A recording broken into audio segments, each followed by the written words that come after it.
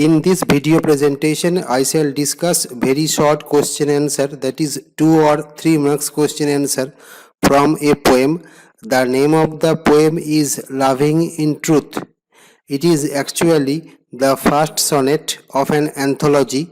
The name of the anthology is Astrophil and Stella, and the name of the poet is Sir Philip Sidney. Now, my dear students, I welcome you all to my educational channel.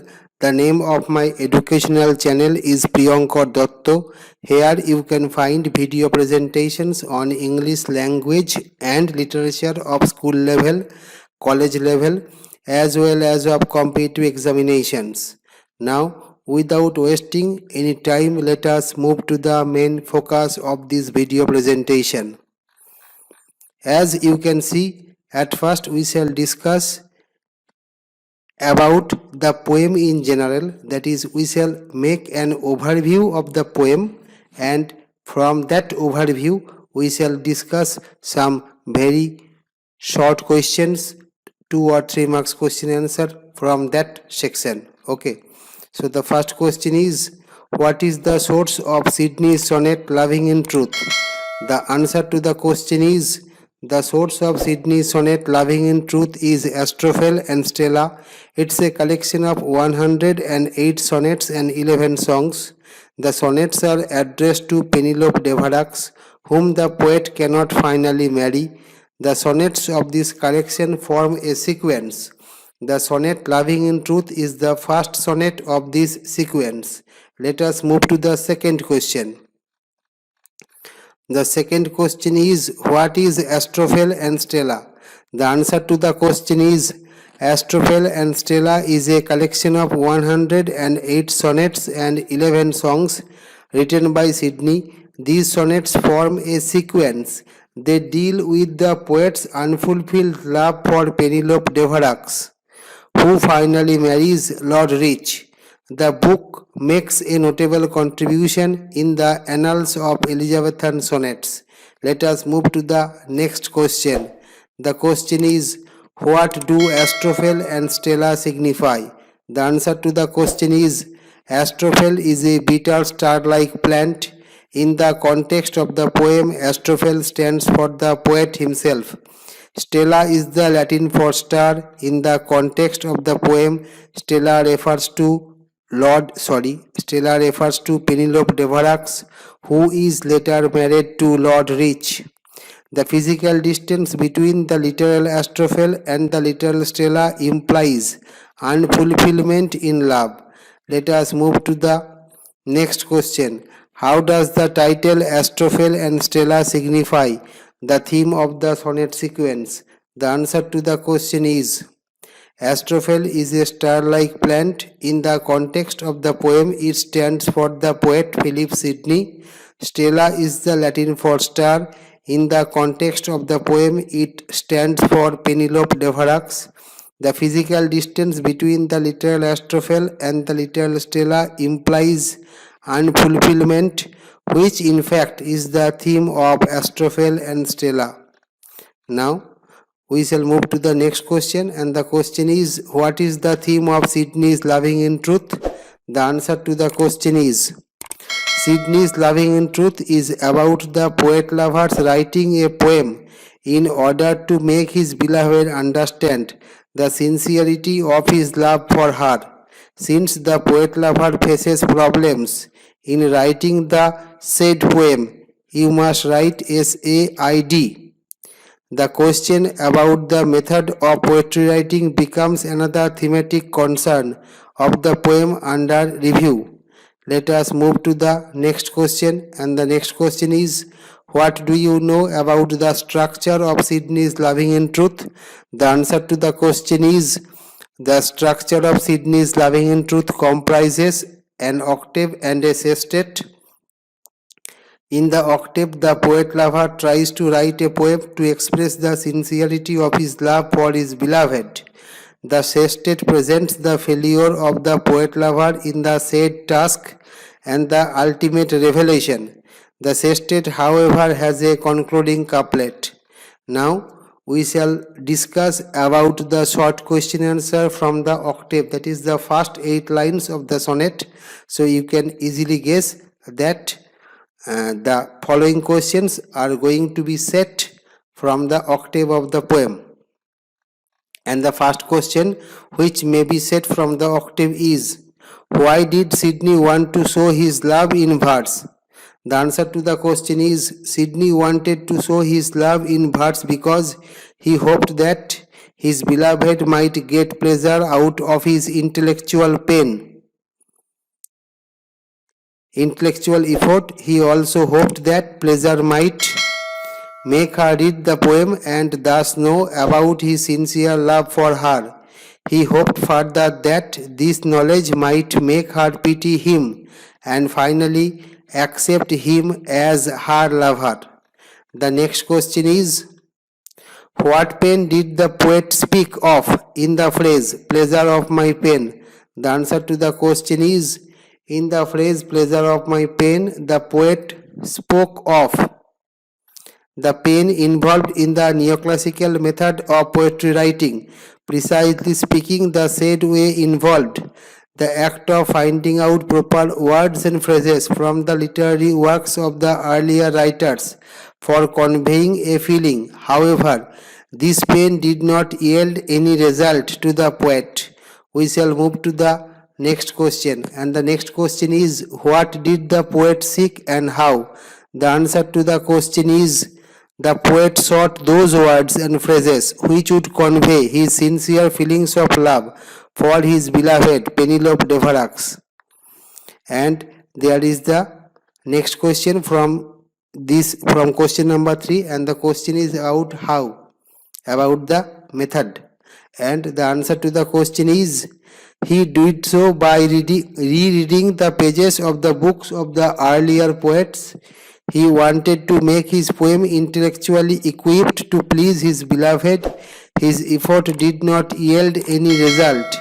Now we shall move to the fourth question from the octave, and the question is, how did Sidney want to paint O and why? So as you can see, there are 2 questions, and for the 2 questions there will be 2 separate answers, and both the answers will be under question number 4. Sidney wanted to paint O as a person having as black a face as possible. Actually, a person suffering from O is supposed to have a black face.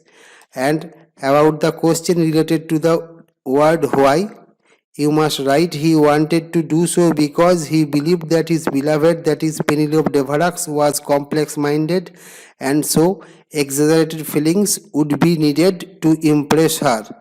The next question is, what does the word inventions here mean? This is a very important question, and the answer to the question is, the word inventions literally means scientific works which are original. Here the word means poems of earlier poets which are original and hence synonymous to creations. The poet lover of Sidney's, here is one error, Sidney apostrophe s, loving in truth, ransack such inventions to find out those words and phrases which would convey his sincere feelings of love. Now we shall move to the 6th question, and the question is, how does the poet study inventions and why? The answer to the question is, the poet studied inventions with great attention and care. And about the answer of the question why, he did so because he had to find out those words and phrases which would convey his feelings of sincere love for his beloved, that is Penelope de Varax. After all, he wanted to make his poem intellectually equipped and so could not rely upon his own stock of words and phrases. And we have come to the 7th question from the octave, and the question is, what does the poet mean by the phrase others' lips, and why does he often turn them? The answer to the question is, or rather the answer to the first part of the question is, by the phrase others' lips, the poet means the pages of poems by other poets. So far as the answer of the second part of the question is concerned, You may write in this way. He often turns these because in the poems written on those pages, he wants to find out those words and phrases which will express his sincere feelings of love for his beloved, that is Penelope Devarax, but cannot find them. And now we have come to the eighth question from the octave. And the question is, what does the phrase fresh and fruitful showers mean? The answer to the question is, the phrase fresh and fruitful showers is metaphorical in nature and it means appropriate words and phrases. These words and expressions or phrases, whatever you may write, are expected to convey the poet's sincere feelings of love for his beloved Penelope Devarax. Since the poet's feelings are original, these words and phrases do not come to his help. We have come to the next question, that is the ninth question from the octave. And the question is, what does the phrase sunburned brain mean? The answer to the question is, the phrase sunburned brain is metaphorical in nature and it means a head obsessed with anxiety. A person who has been in the sun for a long time finds the head to be obsessed with heat. Similarly, obsessed is the head of the poet lover with anxiety. It is connected with the possibility of not being able to write the poem. Now we have come to the questions from the sestet of the poem. Of course, while discussing these questions from the sestet, we shall not discuss the questions on the concluding couplet separately. Rather, we shall collect those questions and we shall put them under the single heading from the sestet. Okay, so the first question which may be set from the sestet is, what did Sidney say in the sestet about the activity of words and its significance? The answer to the question is, in the sestet Sidney said that words came halting forth. It means that from the poems of other poets he could find appropriate words, but these words could not convey his feelings completely. So far as the question, that is the second part of the question, that is related to the significance. So you may write in this way. It signifies that it is impossible to convey one's own feelings with words taken from others' writings because feelings differ from man to man. Now we have come to the second question from the sestet, and the question is, why is invention called nature's child? And the answer to the question is, the word invention here refers to poetic creation. According to Sidney, invention is the child of nature, which means spontaneity. Actually, original poetry is nothing but spontaneous expression of spontaneous feelings on the part of the poet. It is because of this theory that invention is called nature's child. We have moved to the third question from the sestet, and the question is, what kind of relationship does Sidney present among invention, nature and study? This question is very important so far as the understanding of the poem is concerned, as well as for the examination purpose. The answer to the question is, according to Sidney, nature means spontaneity. Rather, nature meaning spontaneity is the mother of invention, meaning poetic creation. On the other hand, study, meaning the reading of books by others, is the stepmother of invention. A stepmother does not want her stepson to succeed. Similarly, study does not want invention to take place. Nature, however, supports invention as a mother is expected to do. Now we have come to the fourth question from the sestet of the poem under review. And the question is, what are feet and how did feet behave with the poet? The answer to the question is, feet are nothing but the feet of verse, that is, the rhythmical lines of poetry. To find out these words and feelings which would convey his sincere feelings of love, the poet lover had read the poems of other poets. The failure to find out all of these words made the feat of verse hitherto known unknown to him. Now we have come to the fifth question. And the question is, why does Sidney refer to the phrase Great with child to speak. This is also an important question.